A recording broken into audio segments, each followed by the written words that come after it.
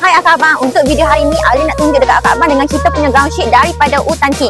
Yang mana yang kemah asyik masuk air tu kena pakai dengan kita punya ground sheet tau akak abang tau. Untuk kita punya ground sheet ni kita ada 3 jenis saiz. Kita ada 150x200, kita ada 200x200 dan yang paling besar kita ada 240x240.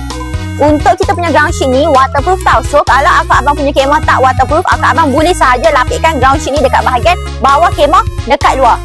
Lapisan atas bawah waterproof tau. So kalau akak abang letak bawah kemah, jangan lupa buat teknik sampan. Kalau nak tahu teknik sampan macam mana, jangan lupa komen dekat bahagian bawah. Nanti Ali tunjuk dekat hampa. Kalau hampa beli ground sheet dengan Utan King akan bagi sekali storage box supaya senang kalau hampa nak simpan.